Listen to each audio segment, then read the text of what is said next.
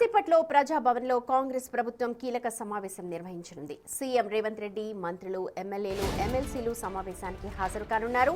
కృష్ణా, గోదావరి జలాల కేటాయింపు, వినియోగంపై వివరణాత్మక ప్రెజెంటేషన్ ఇవ్వనున్నారు. గడిచిన 2 ఏళ్లలో జల హక్కుల పరిరక్షణకు తీసుకున్న చర్యలు, నిర్ణయాలపై ప్రభుత్వం వివరణ ఇవ్వనుంది. గత 10 ఏళ్లలో రాష్ట్రం చేపట్టిన ప్రాజెక్టులు, నీటి వాటాలపై కూడా చర్చిస్తారు. అయితే నీళ్లు, నిజాలు అన్న అంశంపై అసెంబ్లీ సమావేశాలు జరుగుతుండటంతో సమావేశానికి ఇప్పుడు ప్రాధాన్యత సంతరించుకుంది.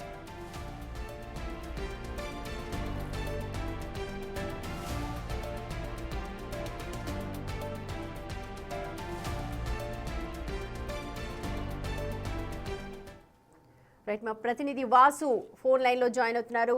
అంశానికి సంబంధించి మరిన్ని అప్డేట్స్ అందించడానికి. వాసు, ఈ మీటింగ్ కు చాలా ప్రాధాన్యత ఏర్పడుతోంది, ఎందుకంటే అసెంబ్లీలో కూడా ఈ నీళ్లు, నిజాలు అన్న అంశం పైన ప్రెజెంటేషన్స్ ఉండబోతున్నాయి. సో ఒకసారి పూర్తి ఇన్ఫర్మేషన్ చెప్పండి.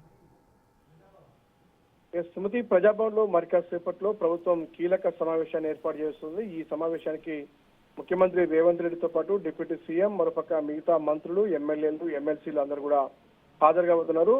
అయితే ప్రధానంగా ఈ యొక్క పవర్ పాయింట్ ప్రెజెంటేషన్ సంబంధించి ఇరిగేషన్ శాఖకు సంబంధించినటువంటి అంశాలపైనే ప్రధానంగా రేపు అసెంబ్లీలో చర్చించబోతా ఉన్నారు. కృష్ణా, గోదావరి నదుల జలాల కేటాయింపు మరియు వినియోగింపు అన్న అంశానికి సంబంధించి వివరణాత్మకంగా ఈ ప్రెజెంటేషన్ ఉండబోతోంది.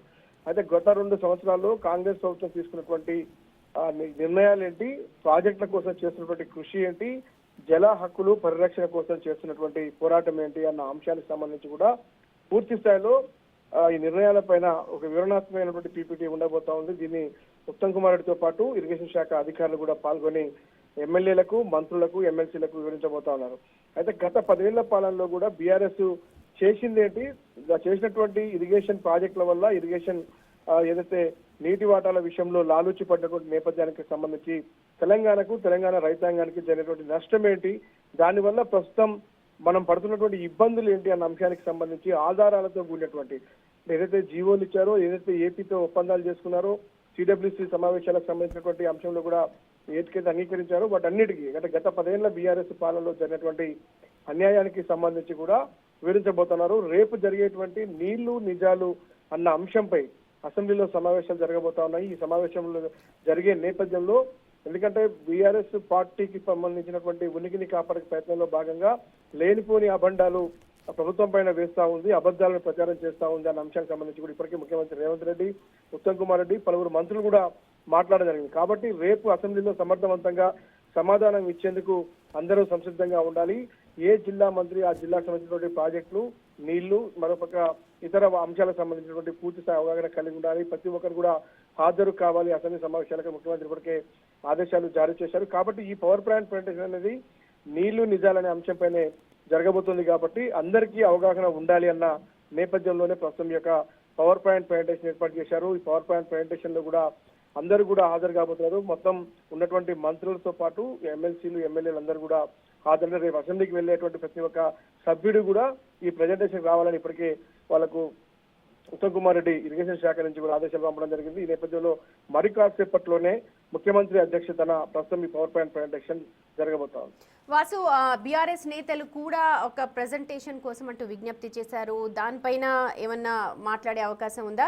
కేవలం రేపు గవర్నమెంట్ మాత్రమే ప్రెజెంటేషన్ ఇస్తుందా పూర్తి అంశాలకు సంబంధించి? గత కృష్ణా జలాలు కావచ్చు, ఎందుకంటే పక్క రాష్ట్రాలతో కూడా మనం వాటాలు పంచుకుంటున్నాం, అటు ఏపీ కావచ్చు, ఇటు కర్ణాటక కావచ్చు, దీనిపైన కూడా ఏమన్నా మాట్లాడతారా? ఖచ్చితంగా కూడా బీఎస్సీ సమావేశంలో కూడా హరీష్ రావు మాకు కూడా పీపీటీకి అవకాశం ఇవ్వాలి అసెంబ్లీలో అని అడగడం జరిగింది. దానిపైన ప్రభుత్వం ఇంకా నిర్ణయం తీసుకుంది. ఎందుకంటే గత బీఆర్ఎస్ ప్రభుత్వ హయాంలో కూడా కాంగ్రెస్ పార్టీగా ఉన్నప్పుడు అడిగిన నేపథ్యంలో పీపీటీ కోసం అనుమతి ఇవ్వలేదు అన్న విషయాన్ని కూడా స్పష్టం చేశారు. కాబట్టి చూడాలి, అంటే పీపీటీ వాళ్ళకి అవకాశం ఇవ్వకపోయినప్పటికీ ఇప్పటికే హరీష్ రావుతో పాటు కేసీఆర్ కూడా మీడియా సమావేశాన్ని ఏర్పాటు చేసి నేరుగా కూడా బనకచెర్ల విషయంలో కావచ్చు, పోలవరం విషయంలో కావచ్చు, ఇతర ప్రాజెక్టుల విషయంలో కావచ్చు, అన్ని అంశాల్లో కూడా ప్రభుత్వం తప్పిదాలు చేస్తుందన్న ఆరోపణ చేస్తా ఉన్నారు. ప్రభుత్వానికి సంబంధించినటువంటి అనేక రకాల కృష్ణా నీటి వాటాలు కావచ్చు, పాలమూరు రంగారెడ్డి ఎత్తిపోతల పథకం కావచ్చు, మిగతా అన్ని అంశాలకు సంబంధించి కూడా ప్రస్తుతం అయితే వాళ్ళు ఏదైతే ఆరోపణలు చేస్తున్నారో వాటన్నిటిని తిప్పికొట్టే విధంగా కూడా సమాధానం ఉండాలి అన్న అంశానికి సంబంధించి ఈ పీపీటీ ఏర్పాటు చేస్తా ఉన్నారు. చెప్పండి. అయితే ప్రధానంగా ఈ యొక్క పీపీటీలో కూడా పూర్తిగా అవగాహన కల్పించే నేపథ్యానికి సంబంధించి మాత్రమే కొనసాగబోతోంది.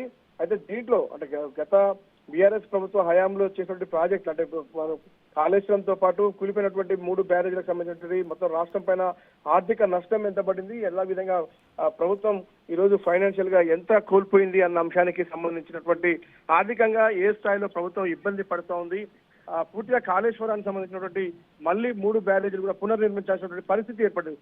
అంటే ప్రభుత్వం అక్కడ తీసుకున్నటువంటి నిర్ణయాలు కావచ్చు, అక్కడ ఉన్నటువంటి సిచ్యువేషన్ కావచ్చు, పాలమూరు రంగారెడ్డి విషయంలో కాంగ్రెస్ పార్టీ పైన ఇప్పటికే ఒక్క తట్టడి మంటి కూడా తీయలేదని కేసీఆర్ రీసెంట్ గా ప్రెస్ మీట్ పెట్టిన సమావేశం చూశాం. కానీ ఇక్కడ మాత్రం కాంగ్రెస్ పార్టీ అన్ని విధాలుగా 45 టీఎంసీలు కాకుండా మొత్తం 90 టీఎంసీల నీరు, సిడబ్ల్యూసీ దగ్గర ఉన్నటువంటి 90 టీఎంసీల నీరు కూడా ఇప్పటికే కోరడం జరుగుతుందన్న విషయానికి సంబంధించిన ఆధారాలు కూడా సిడబ్ల్యూసీకి రాసిన లేఖ కావచ్చు, జనవనరుల శాఖ మంత్రి కేంద్ర మంత్రికి రాసినటువంటి లేఖలు కావచ్చు, ఇవన్నీ కూడా ఇప్పటికే ఉత్తమ్ కుమార్ రెడ్డి బహిర్గతం చేశారు.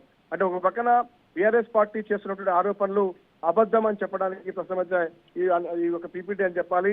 ఎందుకంటే పూర్తిగా నీళ్లు నిజాలు అన్న అంశానికి సంబంధించినటువంటి ప్రాజెక్టులు, నీళ్ల వాటాలు, కృష్ణా గోదావరి అనే 2 నదులకు సంబంధించినటువంటి ఏపీతో ఉన్నటువంటి ఏదైతే అభ్యంతరాలు కావచ్చు, ప్రాజెక్టుల అంశానికి కావచ్చు, తర్వాత నీళ్లు తీసుకున్నటువంటి అంశానికి నాగార్జున సాగర్ నుంచి, శ్రీశైలం నుంచి, మరోపక్క పోలవరం సంబంధించినటువంటి కొత్తగా వస్తున్నటువంటి బనకచెర్ల అనే ప్రాజెక్టు సంబంధించి అంటే వీటన్నిటి అంశాలపైన కాంగ్రెస్ పార్టీ ప్రభుత్వం చేస్తుంది ఏంటి, ఇప్పటిదాకా సాధించింది ఏంటి అన్న అంశం పైన కూడా ప్రధానంగా ఈ పీపీటీ ఉండబోతోంది. గత బీఆర్ఎస్ పాలనలో జరిగినటువంటి నష్టాలన్నీ కూడా ఎమ్మెల్యేలకు వివరించబోతా ఉన్నారు.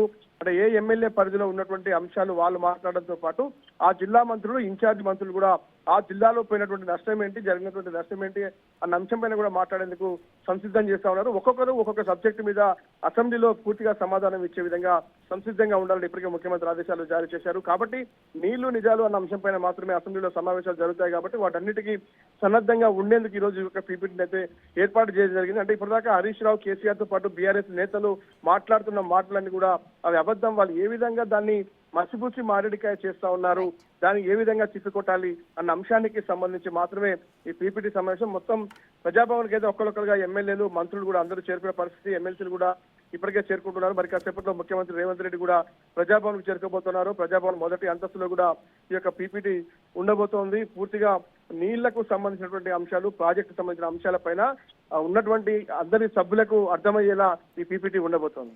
Right Vasu, thank you. రేపు అసెంబ్లీలో నీళ్లు నిజాలు అన్న అంశంపైన ప్రెజెంటేషన్ ఉండబోతోంది. ఈ నేపథ్యంలో ప్రజాభవన్ లో ఇప్పుడు ప్రత్యేకంగా ముఖ్యమంత్రి, ఎమ్మెల్యేలు, ఎమ్మెల్సీలు అందరూ కూడా సమావేశం కాబోతూ ఉన్నారు. ప్రతిపక్షం ఆరోపిస్తున్నట్టుగా నీళ్లకు సంబంధించిన ప్రాజెక్ట్స్ గత ప్రభుత్వ హయాంలో ఎలా జరిగాయి, ఇప్పుడు ప్రభుత్వ హయాంలో ఎలాగా జరుపుతూ ఉన్నారు, ఈ 2 ఏళ్లలో జరిపిన జలాలకు సంబంధించిన నిర్ణయాలు ఏంటి అనే దానిపైన డీటెయిల్ ఎక్స్ప్లెనేషన్ ఉండబోతుంది.